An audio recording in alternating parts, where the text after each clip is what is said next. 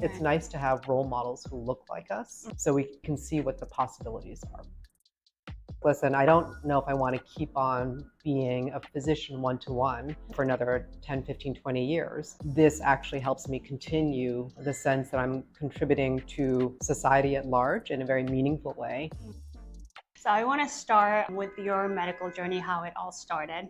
You studied English literature at Harvard and went to medical school and finished your residency in Columbia, and then finished your fellowship in reproductive endocrinology in Weill Cornell in New York City. Correct. So how did it all start in medicine, and why did you choose to specialize in fertility? I grew up in a family where both my parents were doctors. They both actually emigrated from Korea separately in the 60s when there was actually a doctor shortage in the United States. The borders were a little more flexible, accommodating foreign physicians. So they had both gone to medical school in Korea, come here for job opportunities, ended up fortuitously, because you know how Korean grandmothers are. My mother came by herself, and her mother was like, how are you ever going to meet a Korean husband? Thankfully, they both met while they were training as residents at Yale.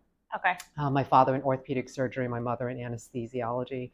And that's where I believe I was conceived, because they got married and I was born about 9 months later. So I grew up in a household of two working parents, physician parents, both very busy, both very driven and motivated. Their hours were long. I credit my mom especially, because not only was she doing a full-time anesthesiology job, first at UConn and then in her private ambulatory surgery center that she oversaw in Connecticut, but she was juggling and raising 3 children and feeding us and feeding my dad. I witnessed them working very hard and also feeling very fulfilled by their job.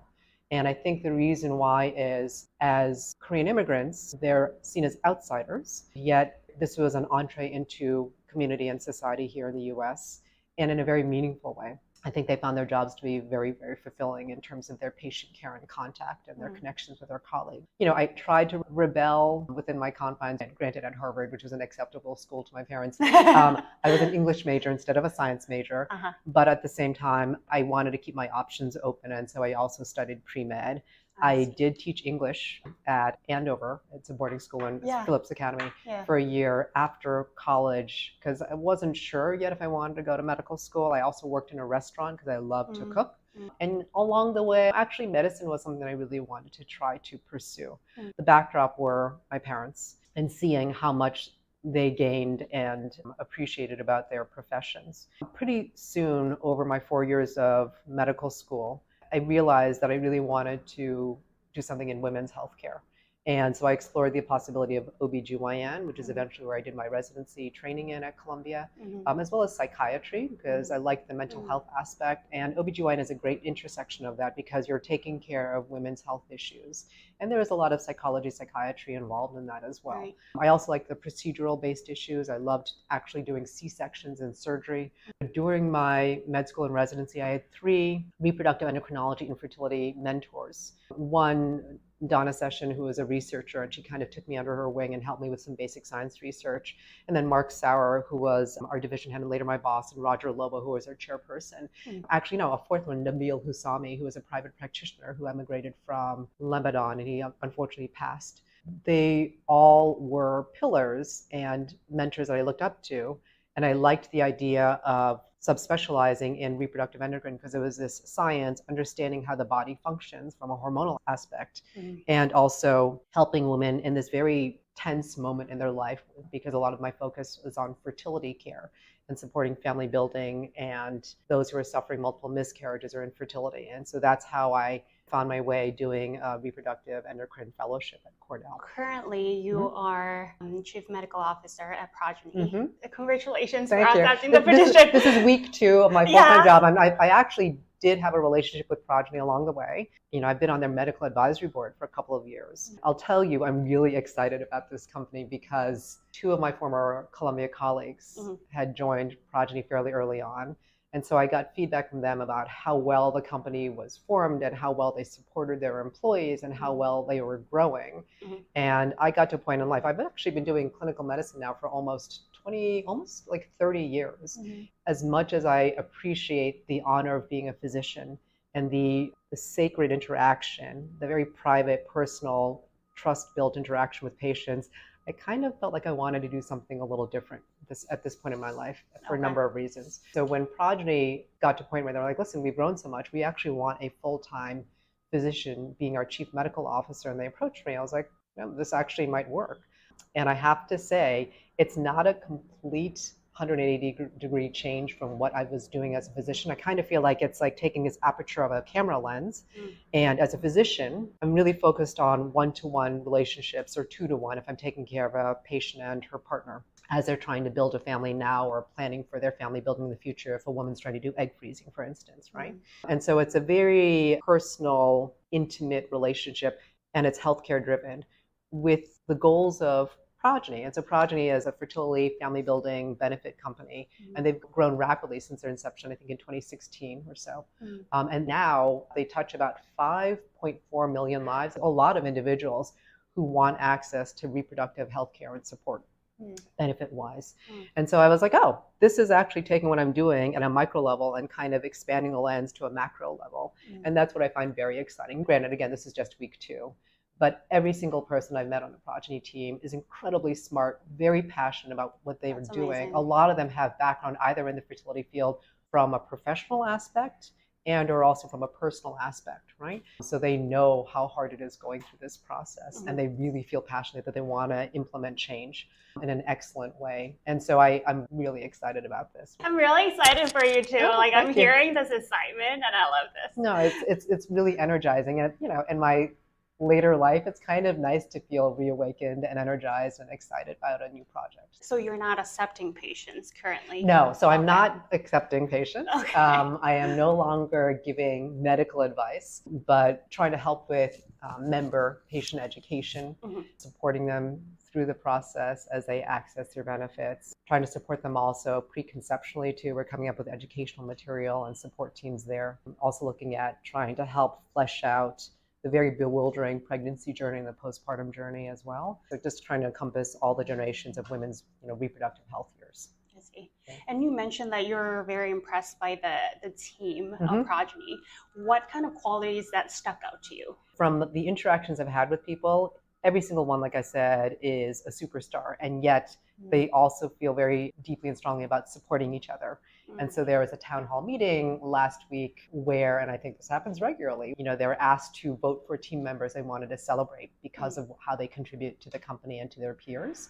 And I found that very admirable, and promoting employee growth and supporting their way up the ladder if they want to climb. It seems like that's greatly in evidence here. And that's another reason why I was excited about joining the company. Hearing about how they supported their team members during COVID. People were under lots of financial straits, yet Progyny, from what I heard, they didn't lay off anyone, they didn't furlough anyone, they just kind of kept everyone at bay because they're like, we're gonna look at the long road, the big picture. We believe that people are gonna wanna keep on having children and want to access fertility benefits, and they were proven right. They actually ended up having to hire more people along the way too. So that part also, supporting their employees, was a very important factor for me when I was considering making a switch. And when you were making that transition, you mentioned that there were a few things that helped you make that decision. I think it will be helpful for other prospective physicians or physicians who are working. Were you interested in business aspect early on, and was this like a flow of your career? Let's be very clear. Yeah. I did not get an MBA. There are a lot of classmates of mine or peers of mine who ended up getting an MBA and going into healthcare management. I'll be very honest, I'm not necessarily interested in looking at a spreadsheet, right? And the P&Ls or whatever terms that MBA business folks like to look at. But I do like the idea of a company that's focused on not just generating income, but also doing something really good with their goals, right? So the vision and the mission here is trying to help anyone who wants to have a child when they want to and support them as much as possible in a very equitable, open access way. And I think that's an incredibly laudable vision and mission statement to have. And it's very clear-sighted. I was like, listen, I don't know if I want to keep on being a physician one-to-one, for another 10, 15, 20 years. This actually helps me continue the sense that I'm contributing to society at large in a very meaningful way and not just doling out the dollars or making money. And that's for me the reason why it was a relatively easy jump to make. Right? But no, it's not like I enjoy looking at Excel spreadsheets or things like that. I am reading book so I can try to be Yeah. a better leader, because I don't think, for instance, you're born with a leadership gene. And I think we can all improve over time Right. as I try to fit myself into this team modality over at Progyny. But yeah, for me, it's more the goals of the company that I found really appealing. When I was working with you, when you were teaching other people, I could see that like your sincerity and passion Oh, in thanks. like creating a team that can collaborate and also is on the same page. That was a sense that I got from you. That's why I wanted to learn more of your perspective and like what you think of a good leadership is. I think it's going to depend on whom you talk to. And I think there are lots of different admirable leaders out there who have different styles of functioning, and they come from different origins, right? Just to be very clear, there's not like one cookie cutter answer to that. For me personally, as I've gotten a chance to look at how the hierarchy system works in a hospital setting, in an academic institutional setting, at Harvard, at Columbia, New York Presbyterian, Cornell, all these very admirable institutions, right? And now here at Progyny, and also I have friends now who've made it into leadership positions in different areas of not just healthcare, but in business and other areas. For me, as Janet Choi, what I found that I really look up to and want in a leader is someone who is confident both in what they believe they can offer to their community, to their business, to their company, in their skill sets, but also confident in saying, listen, I'm humble enough to say I don't know everything about the whole world. And so it's not just my way or the highway. Like there's some, I feel, leaders who are kind of dictatorial, where they're like, listen, this is my vision, you stick with it or you're just out. And I don't want to hear other ideas. To me, it doesn't rub me the right way. And I feel like in order for any organization to truly succeed, you have multiple people who are contributing. It's not just the leader. I'll tell you what I want to be as a leader. I'd like to try to be someone where people obviously respect me and will look to me for advice, but also understand I'm not perfect, and I'm looking to them to help me sort of flesh out our vision, and that we're kind of working together. So my teammates might have strengths that I don't have, and I'll acknowledge that, and they're contributing. And then so I like the idea of a supportive team approach to leadership. I don't know if I really embodied it at all times, right? Again, we're not all perfect. But I do think it's not like, hey, I'm number one and everyone fall in rank behind me. That's not the kind of leadership that I like. I'm sure there are other people who succeed that way. It's just not for me. And so I like the idea of trying to embrace a team of excellent teammates, teach them as much as I can, and also learn from them, in terms of helping them understand this is what our goal is as an organization. How can we all work together and make this a whole, growing, vital company or clinic? Speaking of the team, since I'm coming from a nursing perspective, it can be a contentious topic of the role of the advanced practice providers, NPs and PAs. So I wanted to ask your opinion, what you think their role is. When I was a resident and fellow at the hospitals, there were some PAs, physician's assistants that I got to interact with, all very smart and very capable. A little unclear to me at that point, because again, the roles were not very well defined in terms of what they were doing. Very clear, at least at CCRM, because we had two fantastic hires over the past couple of years. One who's a physician's assistant, one who's a nurse practitioner. Listen, if everyone were like them, I'm a huge fan of them, because I do think they help enhance the role of a physician and the nurses in terms of fleshing out how to support patient care and also patient education. For people who are looking into an area of clinical medicine, whether it's in the hospital or an office setting, pursue that role and do something meaningful in terms of contributing to patient care, right? That a physician may not be able to do by himself or herself, right? Because a physician can't be everywhere 5 days a week in all aspects of the office. The NP that we hired, Anna, was basically taking care of her own set of gynecologic patients before she joined us. And so she educated me, reminded me, because I hadn't done contraceptive care in ages, about how, the IUD role and other contraceptive hormones that we still use. And the PA also, Chelsea, is like totally taken on the third party team, right? So I think there definitely is a needed role and position and slot for those individuals. If you're thinking about pursuing this, and if you don't want to go to medical school, I think this is a great opportunity to look into those areas too. When you're speaking about access to care, because I think is a huge issue in the States, especially for minority and women. Mm-hmm. Which avenues do you think we can fill that gap as healthcare workers? That's a great question, and it's an ongoing issue. I was just looking at stats for a talk I had to give a couple of weeks ago. Almost a quarter of women between their late teen years into their 40s and 50s don't even have a primary care provider.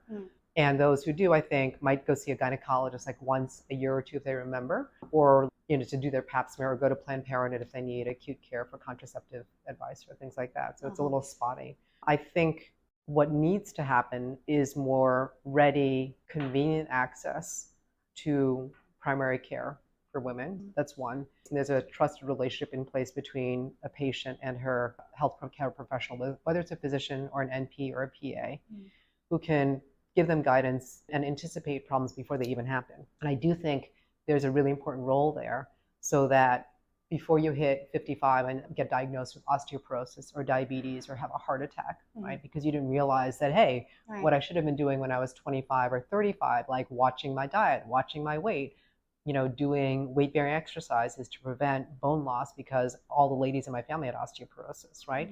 I think that's where, if we can build a more cohesive network. And again, it doesn't have to be only physicians. It could be physicians supported by NPs and PAs and nurse educators. That's how we can improve access to care. And I'm seeing threads of that already happening through telehealth. Again, that's not going to replace one-to-one, brick and mortar physician-patient care. But I think that's going to help address some of the need for convenient access. Like, think about it. Part of the reason why I don't like going to see the doctor is I love my doctors, but sometimes I'll have to wait for an hour to see them, right? Because they're running to do a delivery, and my pap smear is on schedule, but they have to be in the operating room, doing a C-section, and then they'll get to me. So I think to fill in some of those gaps, that's where maybe taking advantage of using a telehealth support system. Like, I just tried one out the other day where I was like, oh, I have a 10 a.m. appointment. She was there at 10 a.m. and we were done with my appointment 30 minutes later as scheduled when I was back at work. Right. So I think that's one of the ways we could potentially address the gap. I also think what's really important is doing more research on female patients, and not just Caucasian female patients, actually on males. A lot of the medical research and findings has been based on for decades, but focusing more on women's health related research and incorporating, and I think there's more of a press to do this nowadays, women of different races, different ethnicities, to potentially address the variations there. That's great, because one of the reasons why I wanted to interview you was that I think in healthcare and healthcare providers, we also need role models of not only Caucasians and male, but we need Hispanics, Black, Asians. Definitely, yep. Male, female, transgender. We need to show that to the patients and to people who want to go into the medical field. Right. So thank you for sharing this. No, thanks. It's really interesting. I definitely identify as Korean American. I never sort of saw myself as really a role model or a spokesperson for the Asian American community, although clearly I'm just based on how I look. Or actually, that's not true. Like, I have this lovely go-getter undergraduate who sought me out and got a job doing stuff. I guess she's looking to me for mentorship, and I'm happy to offer it, right, as she goes into the medical field. And just to be clear, I don't think if your healthcare professional is not of your race or of your identified gender or of your ethnicity, that they can't offer you excellent healthcare. Let's just be clear. Growing up in a suburban community in central Connecticut, I think I was one of maybe 2 Asian families. And it really didn't strike me as weird, although I did encounter occasional racism. And definitely when I went to Harvard, like in Boston, there's a lot of overt and covert racism there. And I kind of got used to feeling kind of like I was sort of on the outside and had to assimilate, right? So it's comforting to see, I think, and it's important to see leaders kind of look like us, right? That we can identify with. Because I used to, growing up, identify with, like, Little House on the Prairie and these Caucasian females. And I'm like, oh, and Wonder Woman, right? And not that there's anything wrong with Linda Carter and Wonder Woman, but it's nice, I think, to know, oh, hey, she looks like me, and she's risen through the ranks, despite the fact that maybe she was just like me, called chink, and all these other things that happen. So it's nice to have role models who look like us, so we can see what the possibilities are. Janet, if the audience wants to see your work online, how can they do that? I have a LinkedIn profile. I followed you. In terms of work, I haven't written an article in a while, but I'm sure through PubMed and Google Scholar, you can find some of the academic papers I've done over the years and co-authored. My face is not on the Progyny webpage, thankfully. Like, actually, no, maybe it is on the board of directors, board of like medical advisory board. But in terms of the work that I really believe in, I'd say look to the Progyny page and look to the Progyny podcast that my teammates have been developing over the years. Like Dan Mulder and the other Progyny members have This Is Infertility podcast, which I've been listening to also just to get more of a sense of the member experience and how varied it is for each person going through the fertility journey. And so it's a really good learning podcast that I like to listen to. So that I would send people to if you're curious. Okay, sounds good. Thank you so much for your time. It was so great to see you.